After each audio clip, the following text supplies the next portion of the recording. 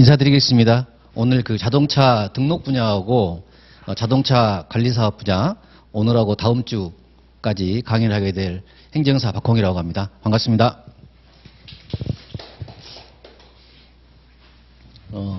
또 자동차 등록을 그 주로 하지는 않을 거예요.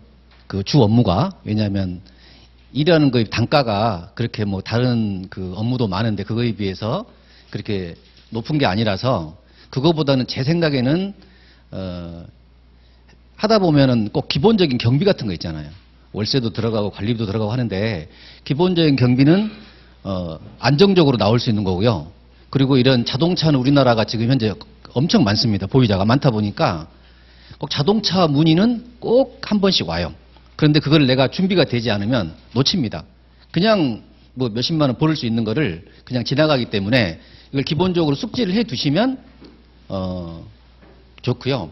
그러니까 평소에는 이제 나는 이제 다른 거를 주력을 할 거니까 이쪽으로 아예 이제 관심을 안 갖고 있다가도 그게 마음대로 안 되잖아요. 고객이 의뢰를 해주면 내가 해야 되니까. 근데 그때 이제 물어보시는 경우도 최근에도 많아요. 그러니까 이제 그때 다시 공부하는 거죠. 이제. 그래서 미리 기초가 되시니까 좀 이 기본적인 어떤 것에 근거를 둬가지고 원리만 좀 깨우치시고 그 다음에 실제로 어떻게 하는 건지만 좀만 이렇게 알고 있으면 진짜 등록은 어려운 게 하나도 없거든요. 여러분 아마 이 중에도 자기 차 등록하신 분 계실 거예요. 계시죠? 한 번 정도 해보신 분, 자기 차. 아, 그래요? 보통 신차를 사면 영업사원이 다 등록을 해서 갖고 와요. 그럼 내가 손댈 일이 없는데 거기 경비를 보시면 등록 대행료라고 해서 저희한테 받습니다. 예, 근데 이제 좀 꼼꼼하신 분들은 내가 할게요. 해가 직접 등록하신 분도 계세요. 그러면 등록 비용도 아끼고 하는데 하다 보면 어렵다는 생각이 하나도 안 들어요.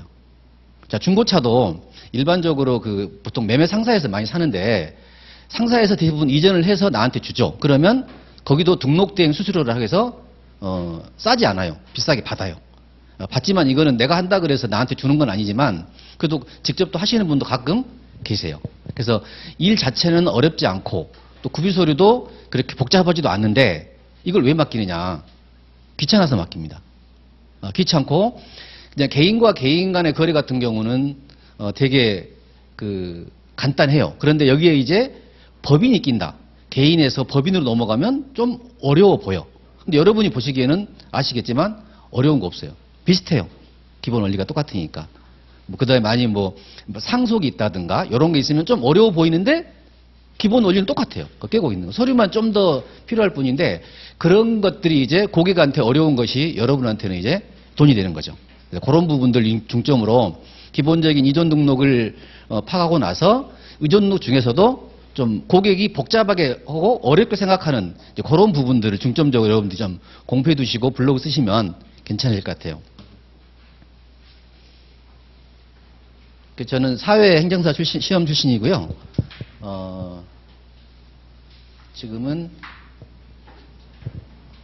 이제 지금 되다 보니까 요새는 뭔 생각이 드냐면 새로운 거를 계속 공부하게 돼요.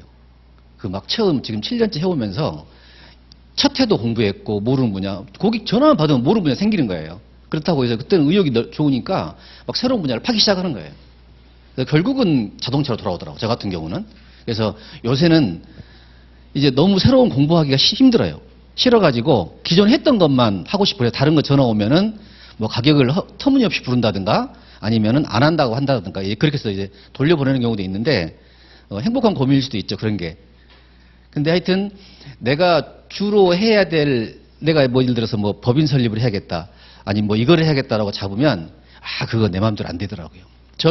그 교육받고 제가 처음에 그 수임했던 업무가 저는 사단법인 설립이었어요. 예. 저는 교육 중에 제가 블로그를 이렇게 썼었거든요. 교육 듣고 이제 필이 오더라고요. 그래서 딱 썼는데 일주일 뒤에 이제 교육 받고 있는 중에 이제 연락이 온 거예요. 처음으로. 얼마나 떨리던지 진짜 막 알지도 못하잖아. 잘 모르는데 일단 아는 척을 막 했어요. 하고 나서 블로그도 더듬어 보고 또 그때 강사했던 그 행정사님한테 전화해서 다시 한번 물어봐도 이제 좀 감이 안 잡히니까 한참 얘기한 다음에 다시 고객분한테 전화하고. 그러니까 분야가 너무 많잖아요. 이게 교통 분야, 보건 분야 엄청 많아가지고 내가 아는 분야 관련돼서 이런 법인 설립 온다 그러면 내용이 좀 이해가 되는데 그때 저 같은 경우는 그 뭐였지? 하여튼 전혀 다른 분야에서 저기 문화재 관련 분야였어요. 그래가지고 정말 내용도 하나도 모르는데 그거를 계기로 해서 이제 그게 이제 길을 계속 쓰니까 그게 계속 들어올 줄 알았어요. 근데 또 한 번 들어오고 그 다음에 또 안 들어오더라고요. 그게. 그러다 보니 그쪽에 계속 집중할 수가 없는 거예요. 근데 제가 할 거는 이제 첫 번째가 개인 명의 차량이 있는데 이거를 법인명으로 변경하고 싶은데 혹시 구비 서류하고 비용 같은 거를 제일 먼저 물어보시는 분들이 있어요. 그러면 이제 어떤 경우냐면 1인 법인 같은 경우 있잖아요. 법인인데 1인 법인 대표 내가 하는 거고 이거를 이제 개인으로 이제 하는 경우하고 반대로 이제 개인차인데 법인으로 왜 하냐면 법인으로 하면은 그 경비를 뜰 수가 있잖아요. 예를 들어서 내가 뭐 차값도 법인에서 계좌에서 지출할 거고 그 다음에 뭐 다른 이타 세금이나 이런 것도 모두가 법인 명의이기 때문에 법인 처리할 수 있기 때문에 실제로 개인 소유를 법인으로 바꾸는 거예요. 그리고 타는 사람은 똑같은 거죠. 내가 타는 거죠. 예. 그래서 이런 경우는 뭐 좀 많은 편이죠. 이런 경우는 반대로 하는 경우도 있고요. 두 번째는 이제 그 저당. 친구한테 돈 빌려주고 그냥 빌려줄 수도 있는데 얘가 차가 있다 그러니까 차에다가 저당권 설정하고 빌려주고 싶다. 저당권 설정을 이제 의뢰하는 거죠. 이런 부분도 요새는 처음에는 좀 전화 오던 요새는 변화 별로 없는 것 같아요. 그 다음에 그 이혼 전에 실제로 신랑이 운전을 하고 그 명의는 이제 와이프 돼 있었는데 그 상태에서 이제 이혼을 한 거죠. 이혼을 해서 이제 차를 그대로 타던 습성 그대로 있으니 그냥 가져간 거죠. 갔는데 이제 명의가 이제 와이프 명의라서 이제 와이프가 이제 빨리 이전을 가져가라 명의를.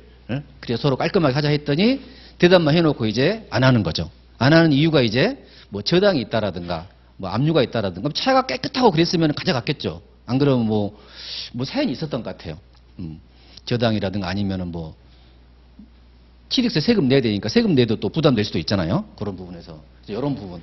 근데 그게 운행이 되면 이 만약에 이제 그나마 이제 남편이 운전하는 것은 다행이죠. 다행인데 모르는 사람한테 이제 내가 이걸 넘길 수도 있어요. 대포차로. 그러면 이제 그 사람이 가가지고 그 사고를 나고 그러면 결국은 마지막에는 그 운전자가 배째라고 나오면 그 소유자한테 마지막에 구상권 청구까지 들어가게 되면 소유자라는 그러한 죄 하나 때문에 뭐 손해를 볼 가능성이 크죠. 그것 때문에 빨리 명의를 내 명의고 딴 사람이 타지 않도록 그렇게 좀 해줘야 되는 거죠.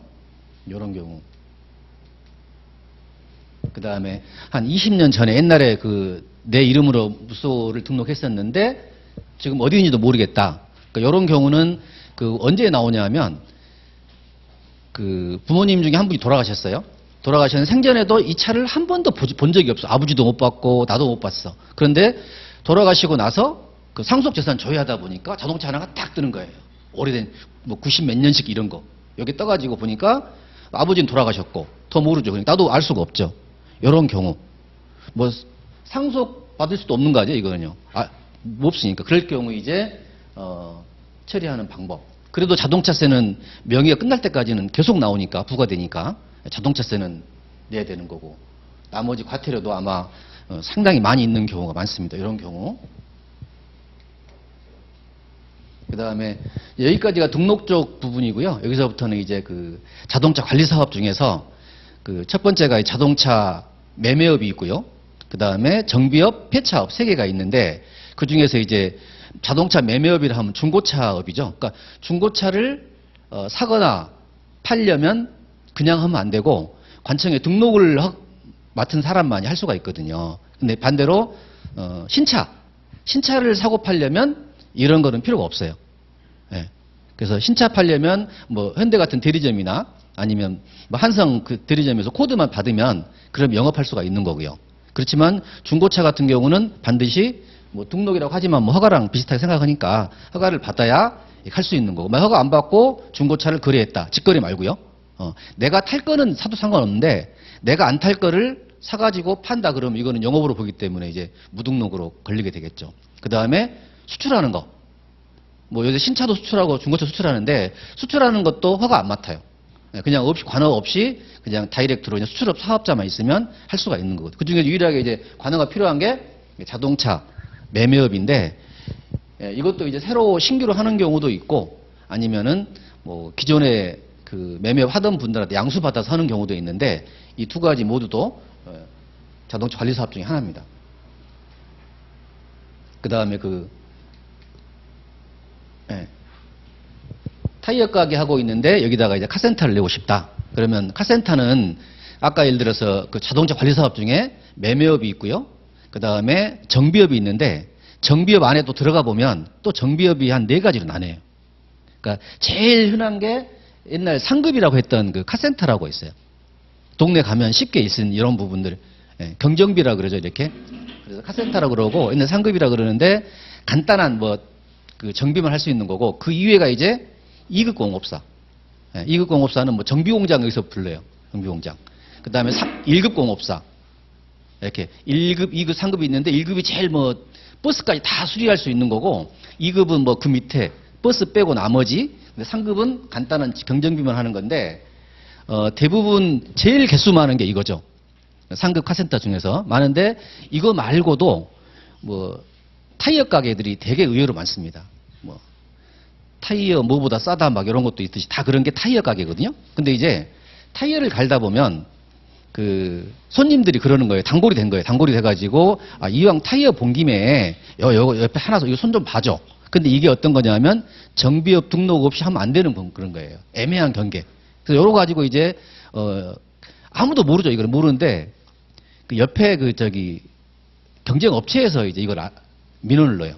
이제 저기 정비업 등록도 안 해놓고 정비업 범위를 보니까 뭐 했다라고 이제 민원을 넣으면 공무원이 나가서 현장 실사를 하죠. 하면 이제 지적 받으니까 무등록으로 처벌되면 형사 고발되잖아요. 그래서 이제 그때 이제 상급 정비를 직접 본격적으로 하지는 않을 건데, 그런 어떤 민원이라든가 고객들의 여러 불만 사항을 처리하기 위해서 상급을 허가 등록하는 경우가 있어요. 이런 경우가 많아요. 저도 작년에 요거를 좀 많이 했었는데, 요것도 알아두면은 기본적으로 좀 수입에도 괜찮습니다. 요거는. 그다음에 마지막으로 이제 렌트카 사업.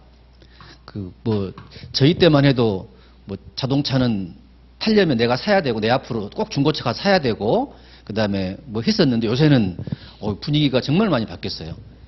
내가 굳이 뭘 타야 되는데 사야 돼? 그냥 빌리면 되지. 그래서 렌트카업이 되게 많이 활발해졌고, 점유율도 서서히 지금 높아지고 있더라고요. 그래서 근데 이거는 내가 제주도 놀러 가서 차를 빌리는 그게 아니라, 그 차를 빌려주고 돈을 받을 수 있는 업을 하고 싶은데, 그럼 기본적으로 50대 정도가 필요합니다. 그래야 기본적인 허가권이 나오거든요. 그러면 신차 50대면 대당 한 5천만 잡아도 금액이 장난이 아니에요. 그래서 대부분 하고 싶어도 못 합니다, 이거를. 그런데 이제 그 지방에 따라서 20대 정도 가지고 또 이제 시작할 수가 있어요. 그래서 기존에 하시던 분들은 여력이 안 될 때는 그 남의 렌트카 사업 회사 밑에 가서 영업소, 아니 뭐 지점 개념으로 이렇게 내가 10대 들어가 가지고 차는 낼 때 사요. 사가지고 들어가 가지고 이름은 내 명의가 아니죠. 그 회사 명의로 해놔요, 이렇게. 왜냐면 나는 면허가 없으니까.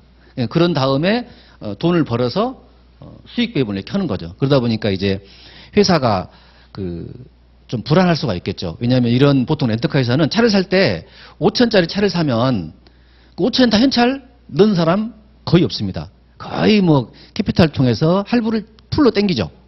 나머지 현찰은 최소한 하게. 그리고 나서 차를 빌려주면 이자가 수수료 받잖아요.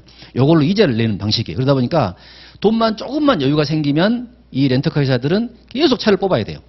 그래서 처음에 50대로 시작한 게 100대, 뭐 200대, 300대 된다 그러면 이 대수 늘어난 만큼 수익에 비례한다고 그러더라고요. 그러다 보니 한 평균 대당 한 10만 원 잡는 거예요. 그러면 들은 얘기인데 한 200대 있다 그러면 200대 곱하기 10만 원이 월 수입인 거예요. 이 회사에. 그 정도 평균 수입이. 그래서 차를 대수를 계속 늘리는 거예요. 그러다 보면 나는 분명 10대가 내 이름으로 들어가 있는데 이 회사는 계속 빚을 내는 거예요. 그러다가 어느 순간에 이제 뭐 예기치 않은 상황을 맞으면 회사가 안 좋을 수도 있잖아요. 그럼 내 차는 내게 아니지. 내 이름이 아닌데. 그래서 그런 부분 때문에 아, 내가 언젠가 내 이름으로 가진 회사를 렌터카에서 해야겠다는 생각을 많이 갖고 있죠. 그래서 이런 부분들을 이제 문의를 하는 거고요. 그래서 여기까지를 해서 하고 저희가 이번 주하고 다음 주 끝나면 바로 만약에 고객분들한테 연락이 오더라도 일이 진행할 수 있을 만큼 저는 그렇게 할 계획입니다. 그래서 좀 천천히 갈게요.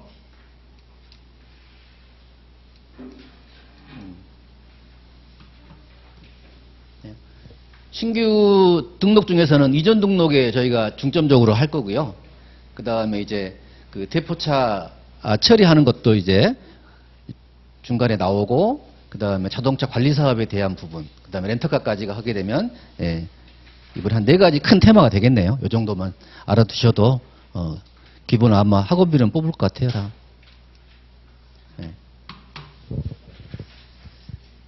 다들 아시는 거겠지만 한 번 더 이제 처음이라고 생각하고 제가 얘기를 하겠습니다. 신차를 처음 딱 사면 번호가 안 붙어 있습니다. 다 아시겠지만, 그래서 그 임판이라고 이렇게 막 딱 돼 있는 거 있죠? 나무 색깔이 있는 거. 그 임시 번호판이 붙어서 놓으면 제일 먼저 차를 도로를 딱 운행하려면 제일 먼저 해야 될 게 있어요. 보험입니다. 보험.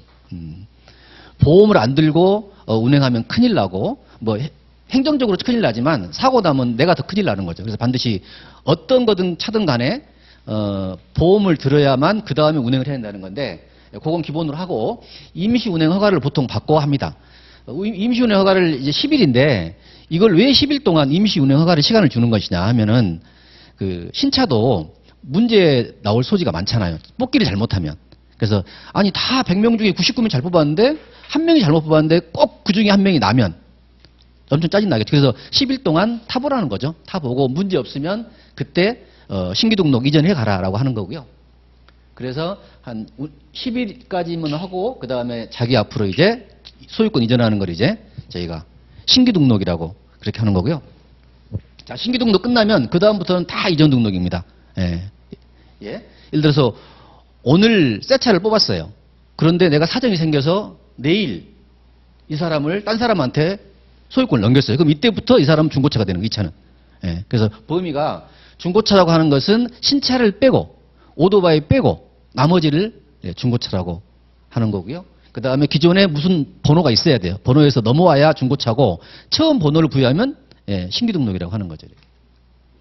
그 다음에 이전 등록이 된 다음에 이제 변경 등록은 그 요새는 뭐 개인 주소 내가 이사 가면 자동으로 따라가니까 개인 차는 주소 바꿀 일이 없는데, 법인 같은 경우는 자동으로 연결이 안 돼 있죠. 그래서 법인은 항상 법인 주소 바꾸면 자동차도 바꿔줘야 돼요. 이런 거. 아니 변경 등록은 또 뭐 내가 개명을 했을 때라든가 아니면 뭐 주민번호가 바뀌었을 때 뭐 자동차 등록증상에 뭔가 변화가 있을 때 바꾸는 것, 소유권 안 바뀌고 이제 그게 이제 변경 등록이고, 또 하나가 그 영업용에서 이제 뭐 자가용으로 바뀌는 거, 이렇게 용도가 바뀌는 거 있죠. 이것도 이제 이쪽으로 변경 등록 중에 하나라고 보는 것 같아요.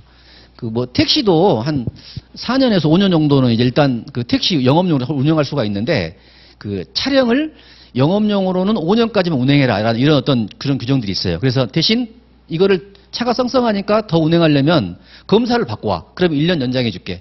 그래서 검사하면서 아마 하면 거의 한 최장 8년 정도까지 택시 차량을 영업할 수가 있거든요. 근데 중간에 팔 수도 있어요.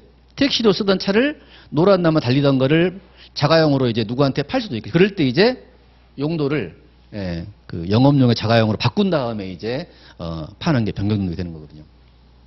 그다음 저당권 설정하고 저당권 말소하고, 차 살 때 이제 그 돈 빌려서 사는 이제 그런 부분이죠.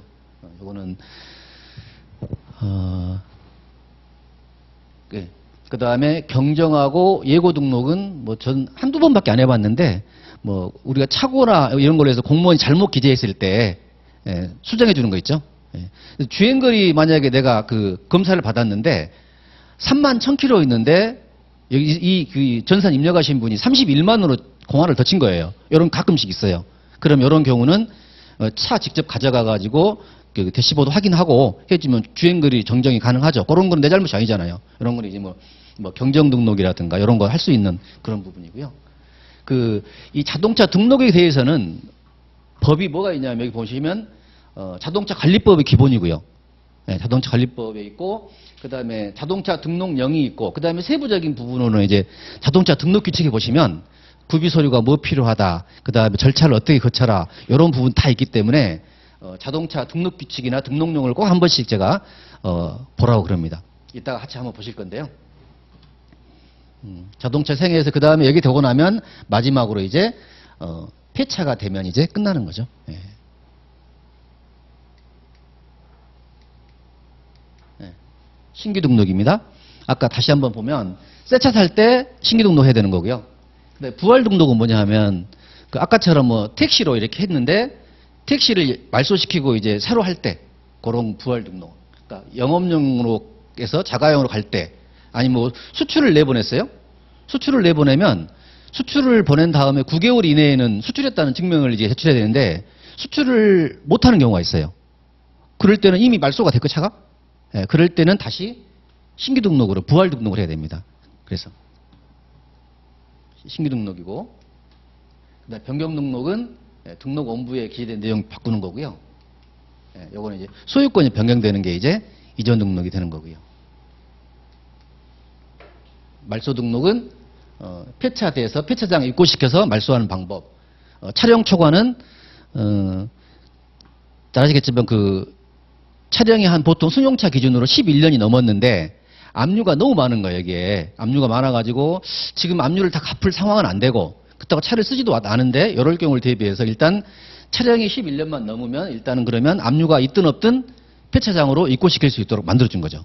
그래서 차량 초과를 해서 말소를 시킬 수 있도록. 그러면 그 폐차장에서는 이제 차가 입고됐다는 확인만 하고 이걸 다시 행정관청에다가 저희가 말소 등록을 접수를 하면 거기 보면 이해관계이 많을 거 아니에요. 채권자들이. 주정차 위반, 과속, 뭐 책임보험 쫙 많은데 이쪽 관청에 다 알립니다. 야, 이 차를 지금 말소하려고 하는데 니네 의견은 어떠세요? 라고 이렇게 제안을 하는 건 하면 뭐 15일 이내에 의견이 없으면 말소합니다. 이렇게 해서 이제 보낸 다음에 특별한 의견이 별로 있을 수가 없죠. 예, 그래서 그냥 거의 말소시키는 게 차량 초과 말소고요. 수출로도 이제 말소를 시키고. 요새 그 수출 문의가 좀 많이 오는 게 그 우리나라 차가 예를 들어 4천만 원짜리 차인데 외국으로 수출을 보내면 외국에서는 이 차가 거의 한 우리나라 시세보다 비싸게 나가요, 이게. 그러니까 똑같겠죠. 내가 차를 보유하고 있는데 국내 시장에 팔면 4천만 원 받는데 해외에 팔면 이게 5천만 원 받는 거예요. 그래서 이 사람들도 그러면 보니까 우리나라 차가 그렇게 인기라는 거예요, 최근에. 그래서 수출을 해보려고 애쓰는 분들이 최근에 많더라고요. 그래서 어떻게 하면 비용을 적게 들이고 수출을 할 것인지. 그래서 요새는 신차를 사고 1년 이내에는 수출을 못하게 막아놨어요. 못 나가요.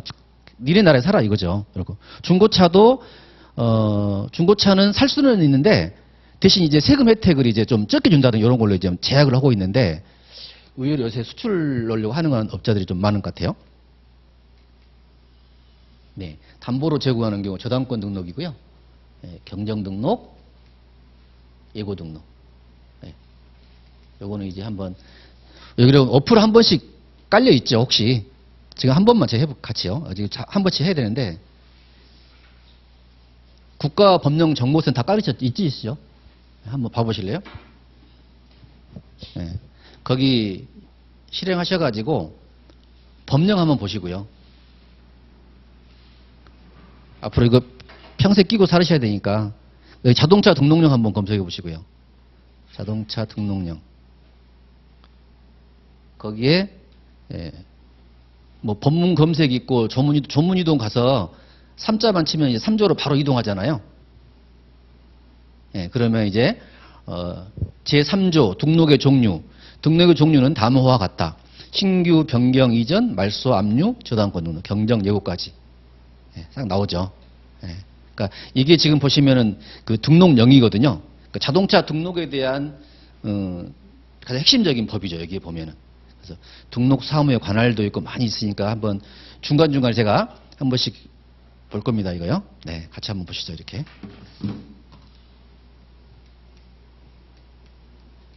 자, 이제 신규 등록입니다. 새 차 사가지고 나한테 의뢰가 왔다 그러면 내가 이제 제일 뭐 서류를 착착착 챙겨가지고 제일 먼저 그 자동차 등록 담당 공무원이 계세요. 그분한테 이제 서류를 제출을 합니다. 그럼 이분은 이제 검토를 하는데 제작증에 보면은 이제 소유자가 나와 있잖아. 이 소유자가 하고 요 사람하고 맞는 건지 요것도 확인도 하고 뭐 그다음에 여러 가지 서류 확인하겠죠. 해가지고 문제가 없다. 그러면 다음에는 이제 옆으로 세금 내러 갑니다. 그 세무과 따로 이제 옆에 나와 있는 경우가 되게 많죠. 그 옆에. 그래서 뭐 세금 계산서 이거 기준이에요. 그 신차 같은 경우는 그걸로 해서 거기에 따라서 취득세를 이제 부과하고 그 옆에 공채 채권도 있고 채권도 없는 지자체도 있긴 있는데 이게 고지서가 나오고요. 고지서가 나오면 이제 은행 가가지고 납부하고 요거 플러스 인지대하고 증지대 두 개 납부하면 다시 처음 상태로 되돌아와서 새로운 나 붙은 등록증이 나오겠죠. 여기까지가 이제 이거는 뭐 신규고 이전이고 다 똑같으니까 요런 자 서류 검토하고 세금 내고 그 다음에 다시 처음 갔던 데 가가지고 등록하는 이런 겁니다. 현장 한 번만 가보면 이거는 뭐 금방이니까요. 자, 구비 서류는 일단 첫 번째는 신청서고요. 이거는 법정 서식이니까 그냥 이전 등록 신청서건 신규 신청서건 뭐 다 법정 양식이니까 쓰는데 어려움 없습니다. 그는. 자, 그다음 구비서류 한번 봐보세요. 두 번째가 자동차 제작증인데 제작증은 차 사면 줘요. 현대면 현대에서 이렇게 나오니까 그거 갖고 있으면 돼요. 예. 그다음에 임시운행 허가증 아까 냈으니까 임시 임판하고 임시운행 허가증 있겠죠. 요거 앞뒤 떼가지고 뭐 반납해서 들고 오면 되는 거고요. 나머지는 이제 보험이 들었는지 보험 필수라 그랬죠. 예. 보험 들고 그다음에 내가 신분증 내 거 하는 거 사는 사람은 신분증 하나만 있으면 되니까 요거 있고 요거는 이제 뭐 내가 세금을 취득세가 보통 소형차 기준 7%인데 내 장애인 그 있어서 혜택이 있어요. 그러면 취득세를 안 내도 되잖아요. 그런 경우 이제 입증하려면 이제 이런 뭐 국가유공자라든가 장애인인 경우 취득세 때문에 이게 필요한 거고요. 이거 뺀다 그러면 뭐 서류가 그렇게 어려운 거 하나도 없잖아요. 간단한 거예요. 그러니까 일반 민원인도 충분히 할 수 있는 그런 업무라고 볼 수밖에 없는 거죠. 근데 이게 일반적인 건데 이런 거 말고 그 개별적으로 이제 막 유럽이나 이런 데서 막 특별한 차를 들어오는 경우가 있어요. 이게 어떤 거냐면 이렇게 뭐 그런 거는 어떤 제조사나 아니면 수입사에서 정식으로 가져오는 게 아니라 개별적으로 내가 들어오는 경우. 이 경우는 다시 이게 그 배출가스 인증이나 이 소음 인증 요거를 따로 받아야 돼요. 이거는 뭐 거의 이 유럽의 기준하고 우리나라 기준이 다르기 때문에 유럽 기준에는 맞는 것들이 우리나라 와가지고는 안 맞을 수도 있기 때문에 이거는 대단히 좀 힘들고 요새는 잘 안 하는 것 같아요. 잘 들어오지도 않고. 그래서 이거는 그냥 이런 것도 있다. 그것만 하시고요. 대신 이제 가끔씩 그 쉬운 것 중에 하나 어떤 거냐면 그러니까 이런 식으로 내가 들어오는데 우리나라에서 내가 차를 타고 있었어요. 타고 있다가 내가 그 애들 교육 때문에 외국을 나갔다 왔었어요. 근데 외국에서 한 2년 동안 있으면서 차를 6개월 이상 그날에 탔어요. 예, 그런 경우는 내가 우리나라 들어올 때는 이런 절차를 안 거쳐도 이사화물이라는 형식으로 내가 가져올 수가 있거든요. 한 대에 한해서는. 그럼 이런 경우는 이제 이미 그쪽에서 인정을 받았기 때문에 좀 절차가 좀 간단하게 이제 되게 있어요. 그래서 이사화물 정도는 이렇게 좀 쉬운 절차라고 보시면 될 것 같아요. 네. 자, 신규 등록 뭐 질문 없으시죠? 네. 한번 보고 하시고요. 자, 이전 등록이니까 우리 하는 거는 네. 자, 이전 등록은 등록된 자동차를 양수받는 자는 대통령으로 정하는 바에 따라 소유권 이전 등록을 신청해야 한다라고 되어 있죠. 누가 신청하라고 되어 있죠? 예, 양수인. 그러니까 양도인이고 양수인이 있다 그러면 이전 등록 신청하는 사람 주체가 누구냐면 양수인입니다. 이게 그 자동차 관리법에 나와 있는 거고요. 이전 등록이. 그럼 우리가 위임을 받는다 그러면 누구한테 받아야 돼요? 예, 양수인한테 받아야 되는. 그래서 이것 때문에요. 이전 등록 효력은 자동차 소유권의 득실 변경은 등록을 해야 효력이 생깁니다. 이것도 자동차 관리법에 이거 부동산도 뭐 등기해야 한 것처럼 등록이라고 돼 있어서 그렇습니다. 예. 그 다음에 자동차를 양수한 사람이 딴 사람한테 팔려면 한 달에 건너뛰면 안 된다 이거죠. 다이렉트로 전매하지 마라 이런 뜻입니다. 이렇게. 예. 그럼 신청을 누가 해야 되냐? 일단 원칙은 양수인이 신청을 해야 됩니다. 자, 둘이 사고 팔았으면. 그런데 양도인도 할 수 있는데 양도인 언제 하냐면 양수인이 신청을 안 해요. 차를 안 가져가. 다 받고 끝났는데. 예, 그러면 내 이름으로 된 차를 계속 돌아다니게 된 거잖아요. 예, 이런 경우에는 양수인이 해야 되는데 안 할 경우에는 양도인이 신청할 수도 있습니다. 예, 이런 경우는 이제 좀 특이한 케이스죠. 이런 경우는. 예, 가끔 이런 것도 연락 오던데요, 보니까. 근데 이럴 때는 서로 이제 기본적으로 아는 사람들끼리 그냥 거래하는 경우가 있어요. 내가 차 줄게. 이전해 가. 그 소리가 떼줬어, 나는. 그랬더니 이 사람이 안 가져가는 거예요. 이게. 뭐 사연이 있겠지만. 그럴 때 그러면 내가 강제로 이전시켜야 되는데, 그러려면 최소한 기본적으로 양도증명서도 있어야 돼요. 계약서는 써가 있어야 관청에서 이제, 둘이 샀구나, 이거 알 수가 있는데, 계약서도 없이 하는 경우가 많아요. 아는 사람한테 준 거라서. 이제 그런 경우에는 또 이게 또 적용이 안 돼요. 그러다 보니까 양도인이 이전한다라는 게 실제로 발생하는 경우가 그렇게 많지가 않습니다. 근데 법적으로 할 수 있다는 거죠. 그 다음에 대리인. 양수한 사람한테 위임받거나 양도인한테 위임받으면 되는 거죠. 네. 자, 신청 기간은 매매의 경우 15일 이내, 보통 15일 이내 해야 되는 거고요. 이것도 이제 어젠가 한번 연락이 왔는데요. 저희 오래된 행정사분인데 이제 처음에는 출입국 위주로 막 하시다가 최근 작년부터 갑자기 이제 자동차 쪽으로 오셨더라서 아니 갑자기 왜 출입국 하다가 자동차라니 했더니 문의가 온다는 거예요. 그래서 오는 걸 어떡합니까? 그냥 하면 되는 건데 그래서 한번 해보더니 이제 좀 괜찮나 봐요. 어렵지도 않으니 근데 이제 뭘 물어보냐면 자동차를 이분이 이 얘기 다 돼가지고 내일 이전하기로 했어요. 그래서 날짜를 다 내일로 다 이제 표시를 해놨어. 내일 이전하려고. 그랬더니 손님이 오늘 찾아온 거예요. 그래서 오늘 차를 가지고 나가고 싶다는 거지, 이렇게. 예. 그럴 때 이제 이거 내일 이전해야 되는데 오늘 차를 가져가도 괜찮아요? 물어보는 거예요. 괜찮나요? 이전 아직 안 됐어요. 예. 그러니까 지금 현재 A 명의인데 B라는 사람이 이제 양수인을 하려고 하는데 B라는 사람이 내일 이전하고 가져갈 줄 알았더니 갑자기 하루 전에 와가지고 오늘 차 가져가면 안 되니? 이렇게. 안 돼요? 여기 있잖아요. 네, 매수한 날부터 15일 이내에 이전하면 된다고. 네. 그러니까 이거는 자동차 보험만 들어있으면 돼요. 자동차 보험만 들어있으면 일단 나가요. 차는 나갈 수 있는데 차는 이 당시까지는 소유자가 A가 되는 거죠. 기존 매도인 이 사람이 되는 거고 15일 이내에 이전만 하면 돼요. 네. 그러니까 상관없는 거죠. 근데 이것도 고객들은 별거 아닌 걸 막 물어봐요. 어떻게 보면 그런 걸 왜 나한테 물어보지? 근데 그런 정도는 좀 알고 있으면 아무것도 아닌데 편하잖아요. 어제 저한테 그걸 물어보고 저도 깜짝 놀랐습니다. 15일 이내 해야 되고요. 증여 같은 경우는 20일 이내. 상속의 경우는 이제 상속 개시일에 속하는 날에 말일부터 6개월 이내. 그러니까 오늘 27일이면 이번 달 말을 기준으로 6개월 뒤가 되는 거겠죠. 그 다음에 기타 같은 경우는 15일 이내에 하면 되고요. 이거는 좀 이게 찾아보세요, 한번. 제가 저기 자동차, 아까 뭐죠? 국가법령정보 한번 들어가 보실래요? 네. 자동차 등록령이고, 아까 들어갔던 데고요. 등록령에서 26조. 들어가 보세요. 들어가셨죠? 이전 등록은 다음 각호 구분에 따라 등록관청에 신청하여야 한다. 매매의 경우 매수한 날로부터 15일. 매수한 날이에요. 매수한 날. 보통 이제 이거를 매수한 날을 잔금 지급일로 보통 많이 해석을 하거든요. 잔금 마지막 준 날부터 이제 15일이니까 15일 이내에 거의 다 하죠. 날짜를 바꿔서라도 이렇게.